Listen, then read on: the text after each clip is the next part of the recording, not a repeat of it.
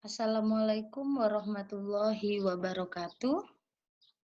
Sampai jumpa lagi dengan saya Dewi Rasati dalam mata kuliah Komunikasi Farmasi. Topik hari ini adalah komunikasi dalam konseling. Komunikasi farmasis. Jadi farmasis ini memberikan komunikasi baik kepada pasien ataupun tenaga kesehatan lain. Jika farmasis memberikan informasi terkait obat dan lain sebagainya kepada pasien, kita sebut dengan konseling. Namun, ketika farmasis memberikan informasi terkait obat dan sebagainya kepada tenaga kesehatan lain, kita sebut dengan PIO.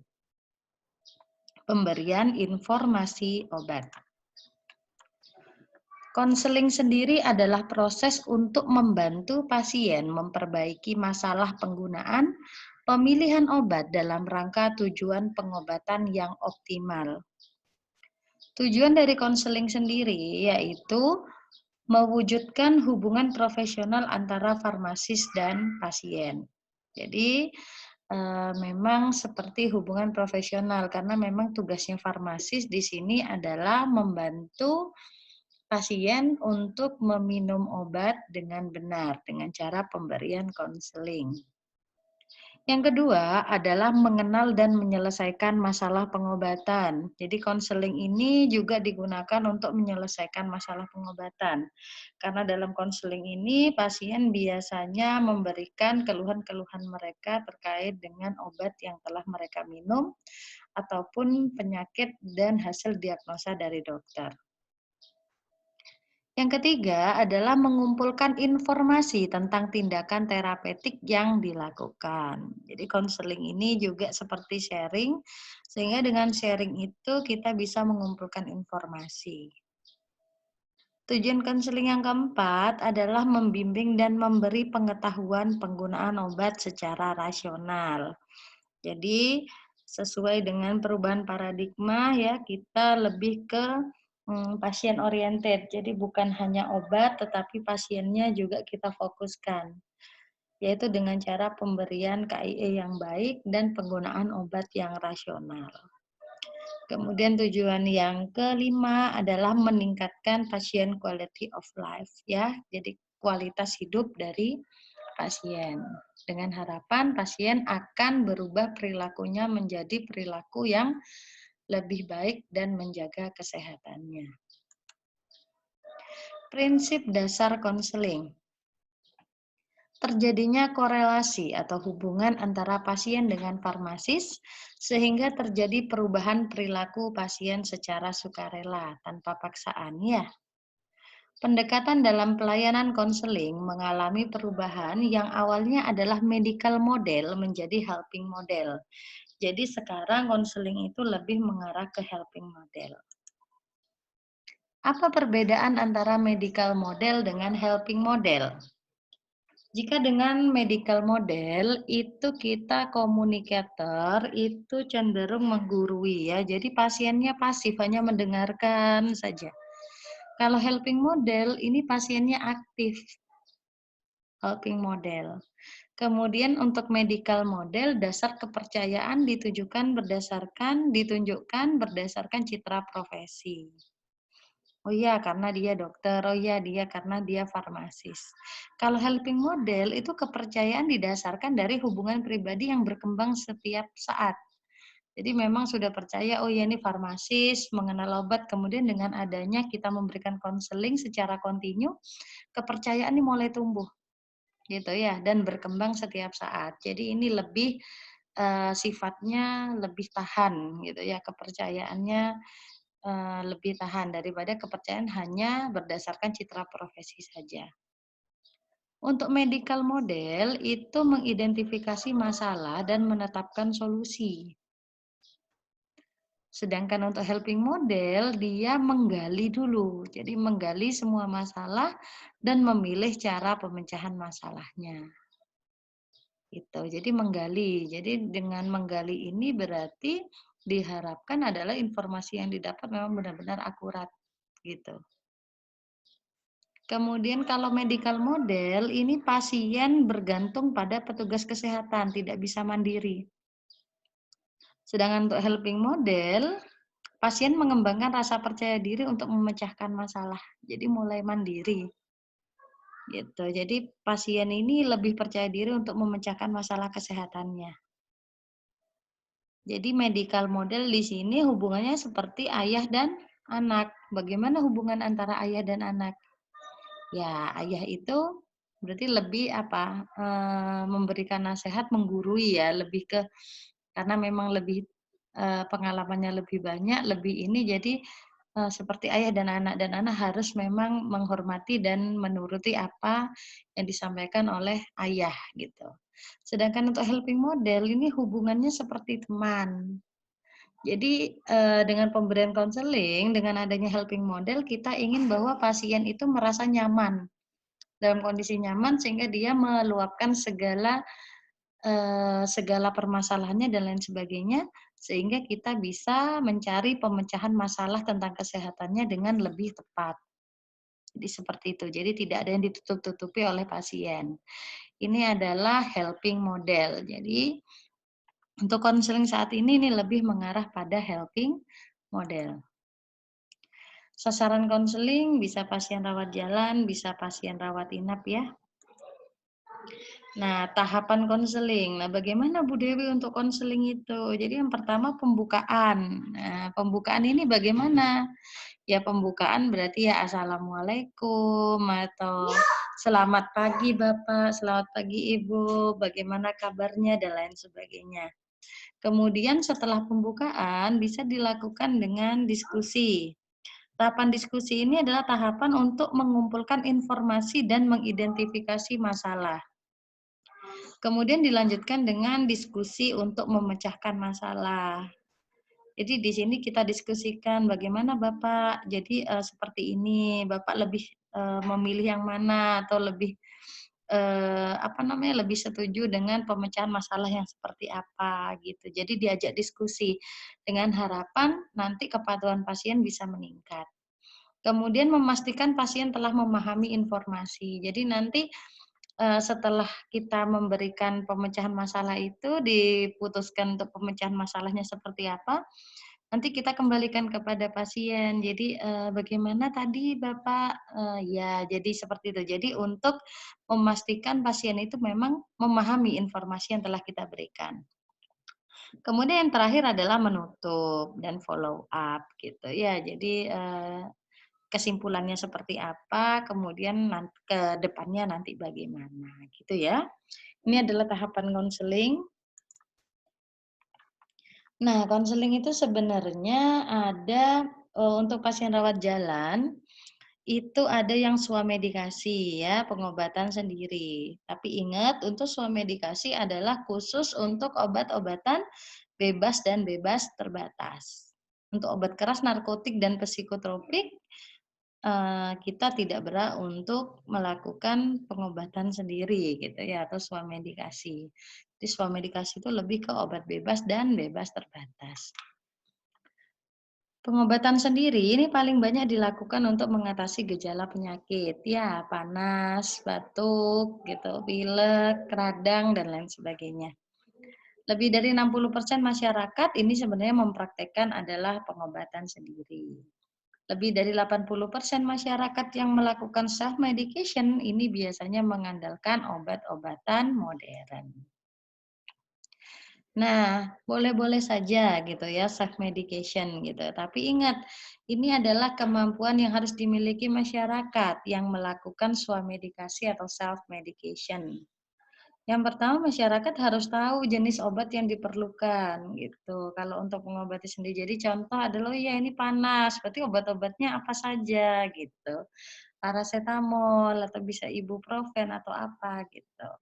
Kemudian mengetahui kegunaan dari tiap obat sehingga bisa mengevaluasi sendiri perkembangan rasa sakitnya. Kemudian menggunakan obat secara benar dan mengetahui batas kapan mereka harus menghentikan self medication. Contoh panas, so ya panas akan diobati sendiri ya, kan kita melakukan swamedikasi. Nah, setelah kita minum parasetamol berarti kan terjadi penurunan, seharusnya terjadi, penurunan dari panas, gitu. Tapi setelah 3 hari minum ternyata panasnya masih ada. Nah, ini kan berarti kita sudah harus tahu bahwa seharusnya self medication ini kita hentikan, kita memang harus periksa ke dokter, gitu. Jadi memang harus tahu kapan batas mereka itu, maksimal menggunakan self medication. Kemudian mengetahui efek samping obat yang digunakan, gitu. Jadi contohnya adalah misalkan CTM. Nah, CTM efek sampingnya apa? Iya, mengantuk ya. Jadi kalau sudah begitu berarti dikurangi ya aktivitas-aktivitas itu ya, terus berkendara dan sebagainya. Kemudian mengetahui siapa yang tidak boleh menggunakan obat tersebut, ya terutama untuk pasien hamil misalkan, boleh enggak menggunakan ini dan lain sebagainya. Selama ini semua tahu dan itu memang obat bebas dan bebas terbatas, sah-sah saja ya melakukan self medication atau pengobatan sendiri. Nah, kita juga harus tahu obat yang rasional itu apa. Obat yang rasional itu apa? Ya, tepat sesuai dengan diagnosa. Jadi kalau memang sakitnya itu adalah sakit batuk, ya dikasih obat batuk, bukan obat MAH gitu ya. Sesuai dengan diagnosa, tepat indikasi. Gitu. Jadi indikasinya memang untuk batuk. Tepat pemilihan obatnya, tepat dosisnya. Ini untuk anak-anak atau untuk remaja atau untuk dewasa atau untuk bayi. Kemudian terakhir adalah waspada efek samping obat. Nah, ini tidak kalah penting ya. Jadi untuk melakukan sesuai medikasi ataupun resep-resep dari dokter gitu ya, obat yang kita terima untuk kemasan yang dari pabrik gitu ya, biasanya ada di sana ada brosur obat. Nah, brosur obat ini tetap perlu kita baca. Nah, biasanya berisi tentang apa? Ya, di situ ada nama obat, komposisi obat, ya, ada indikasinya, ada aturan pakai, ada perhatiannya, ya perhatian untuk pasien yang misalkan hipersensitivitas terhadap obat asetosal misalkan. Kemudian ada kontraindikasi, kontraindikasi ini sudah tidak boleh ya. Jadi misalnya kan kontraindikasi untuk ibu hamil gitu ya, berarti ibu hamil tidak boleh menggunakan obat tersebut. Kemudian yang tidak kalah penting adalah tanggal kadaluarsa. Ini perlu kalian perhatikan. Dan perlu diingat untuk sediaan-sediaan sirup atau apapun yang digunakan beberapa kali minum atau beberapa kali pakai, itu tanggal kadaluarsanya tidak mengikuti tanggal kadaluarsa yang di obat. Tanggal kadaluarsa di obat itu hanya berlaku ketika segel masih belum terbuka. Itu ya, jadi kalau sirup biasanya adalah 2 minggu gitu ya. Jadi jangan nunggu sampai, oh ini expirednya 2025, jangan nunggu sampai 2025 ya. Kalau memang sudah kemasan dibuka, kadaluarsa itu yang ada di botol sudah tidak berlaku. Jadi biasanya 2 minggu, maksimal sekali itu 1 bulan. Itu sudah harus dibuang. Jadi seperti itu.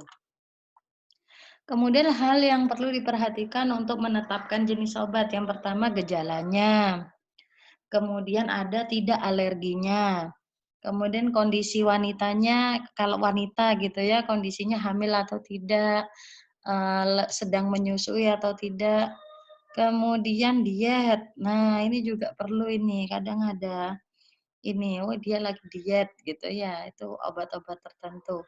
Kemudian efek samping yang tertera pada label obat, kemudian obat yang diminum selain obat tersebut, gitu. Ternyata dia, sakit batuk, kemudian, oh ternyata dia juga meminum obat apa gitu, misalkan, oh obat diare gitu. Kita harus lihat apakah ada interaksi atau tidak. Nah, aspek konseling yang harus disampaikan. Jadi kalau tadi itu adalah tahapan dari konseling, sekarang adalah aspek konseling yang harus disampaikan. Minimal adalah 6 kategori ini. Yang pertama adalah deskripsi dan kekuatan obat. Ya, jadi, ini obat apa gitu ya, obat amoksisilin dan lain sebagainya gitu ya, berapa miligram gitu ya, atau forte atau bukan gitu. Kemudian jadwal dan cara penggunaan obatnya, mekanisme kerja obat. Jadi mekanisme kerja obat juga kita sesuaikan ya, kalau kita ke pasien jangan terlalu detail juga. Jadi mekanisme kerja obat ini adalah menghambat prostaglandin gitu atau, menghambat kalsium yang ada di dalam tubuh misalkan, tidak seperti itu. Jadi mekanisme kerja obat dimaksud ini adalah mekanisme kerja secara umum. Jadi lebih ke seperti indikasi ya. Jadi misalkan, obat parasetamol itu, ini dapat menurunkan demam, jadi seperti itu. Jadi tidak perlu kalian sebutkan reseptor-reseptor apa yang bisa berfungsi untuk menurunkan demam, itu tidak perlu gitu ya. Kecuali nanti PIO, kalau PIO ke sesama sesama tenaga kesehatan bolehlah. Gitu ya. Kemudian dampak gaya hidup. Jadi tetap ya terapi non farmakologisnya tetap kalian, sampaikan di dalam konseling. Kemudian penyimpanan obat, kemudian efek potensial yang tidak diinginkan. Jadi misalkan terjadi ini Bu, apa mual atau muntah itu sebenarnya efek samping dari obat ini. Jika nanti sangat mengganggu, bisa kembali lagi ke sini, misalkan nanti kami beri obat untuk mengurangi rasa mual dan muntahnya. Jadi misalkan seperti itu ya. Nah, masalah dalam konseling ini macam-macam ya, bisa dari penyakitnya sendiri gitu ya, kemudian bisa dari terapinya sendiri, jadi kan untuk mencari obat yang rasional tadi ya. Nah, kalau itu semua sudah, nah ini yang terakhir adalah faktor komunikasi. Jadi memang komunikasi ini gampang-gampang sulit ya. Jadi komunikasi ini sebenarnya kalau komunikasi kita baik, membuat rasa nyaman kepada pasien, itu terus terang nanti pasien juga akan, merasa nyaman dan dia akan tidak sungkan-sungkan untuk memberikan informasi terkait penyakit ataupun keluhan mereka. Jadi seperti itu. Jadi memang faktor komunikasi di sini sangat penting. Nah, ini adalah cara pendekatan dalam meningkatkan kepatuhan, yaitu dengan cara berkomunikasi dengan pasien. Ingat ya, berkomunikasi dengan pasien itu harus senyum, banyak senyum gitu ya. Kemudian kalau pasien berbicara gitu ya, kita juga dengan sabar harus mendengarkan gitu ya. Kemudian informasinya harus tepat. Nah, jadi memang sebelum pasiennya dipanggil kita harus benar-benar mempelajari obat yang akan kita konselingkan kita sudah paham atau belum, gitu. Terus yang ketiga itu strategi untuk mencegah ketidakpatuhan. Jadi misalkan riwayat pasien memang dia adalah pasien yang tidak patuh. Nah, gimana caranya kita untuk mencegah ketidakpatuhan itu terulang kembali?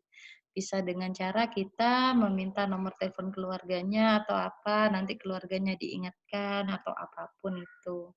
Gitu ya. Jadi kita juga harus punya strategi untuk mencegah ketidakpatuhan. Nah, manfaat konseling bagi farmasis di sini adalah menjaga citra profesi, menghindarkan farmasis dari tuntutan karena medication error ya, karena medication error salah penggunaan obatnya pasien gitu ya. Jadi memang kan kita harus konseling. Kemudian pelayanan tambahan untuk menarik pasien sehingga menjadi upaya dalam memasarkan jasa pelayanan. Wah, ini otomatis ya, jadi kalau kita memang memberikan pelayanan yang maksimal dan lain sebagainya, itu insya Allah nanti hasil yang didapat juga akan mengikuti gitu ya. Jadi jangan jangan dibalik gitu ya. Saya ingin ini jasa pelayanan. Jadi saya kalau jasa pelayanan ada, saya akan maksimal konselingnya. Jadi tidak seperti itu. Jadi konselingnya dibaguskan dulu, kemudian memaksimalkan kepada pasien, insya Allah nanti pasien juga akan menghargai kita dan juga otomatis gitu ya, jasa pelayan dari farmasis juga akan meningkat. Kesimpulan dari pertemuan ini adalah konseling merupakan salah satu bentuk komunikasi dalam praktek kefarmasian yang bermanfaat bagi pasien maupun farmasis. Penerapan komunikasi yang tepat dalam konseling dapat meningkatkan kepatuhan pasien dalam penggunaan obat, karena pasien mendapat penjelasan mengenai manfaat penggunaan obat yang sesuai dengan aturan pakai yang berpengaruh untuk meningkatkan kualitas hidup pasien. Nah, Bu Dewi sekarang ingin tahu gitu ya, bagaimana adik-adik ini misalkan dikondisikan memang sudah lulus dari Akfar gitu ya, sudah jadi TTK, kemudian ada pasien yang ingin konseling pada adik-adik. Berdasarkan teori tadi gitu ya, helping model, kemudian langkahnya seperti apa, materi yang disampaikan apa saja dalam konseling, silakan adik-adik mencoba untuk melakukan praktek konseling. Praktek konseling bisa dilakukan dengan teman sekelas ataupun pada keluarga. Monggo, jadi tidak memberatkan. Yang penting Bu Dewi pengen tahu cara adik-adik memperlakukan pasien seperti apa dan cara berkomunikasinya seperti apa. Nah, di sini sudah Bu Dewi bagi, ada beberapa kasus di sini, eee, untuk sementara ini absen 1 sampai 30 saja gitu ya, absen yang lain silahkan istirahat dulu. Nah, diingat kalau untuk, swamedikasi berarti boleh dengan atau tanpa resep dokter. Tapi jika konseling pada kasus-kasus, kronis ataupun obat keras, wajib dengan resep dokter. Jadi nanti, pastinya untuk konseling kasus diabetes, hipertensi, itu pasiennya bawa resep ya nanti ya, gitu ya. Jadi nanti disesuaikan, tuh. Nah, silakan nanti adik-adik rekam ya, silakan direkam, silakan dibuat video. Bu Dewi pengennya pasiennya aktif, jadi helping model ya, jadi lebih ke teman, lebih kita melakukan konseling dengan helping model. Jadi bagaikan teman dengan teman gitu ya, dan pasiennya aktif bertanya. Kalian boleh merekamnya di rumah saja boleh, ataupun yang lagi bekerja silahkan di apotik tidak masalah, asalkan menerapkan protokol kesehatan. Yang penting tidak memberatkan dan menjaga diri kalian masing-masing. Itu silahkan dikondisikan dimanapun. Yang penting suaranya jelas, kemudian lingkungannya juga jelas. Jadi jangan ada sepeda motor yang berisik dan sebagainya ya. Kondisinya tenang supaya Bu Dewi bisa melihat intonasi nada, gerak-gerik kalian, kemudian mimik wajah dan apa yang kalian sampaikan kepada pasien. Videonya tidak perlu lama-lama gitu ya, kurang lebih 5 menit saja tidak apa-apa gitu ya, suaranya yang jelas. Silakan tunjukkan kompetensi saudara dalam video tersebut gitu ya. Nanti untuk pengumpulannya silakan dicoba dulu melalui Adlink gitu ya. Nanti jika memang ada trouble, silahkan Komting menghubungi Bu Dewi gitu ya. Nanti tugasnya dikumpulkan, hari apa ya, H plus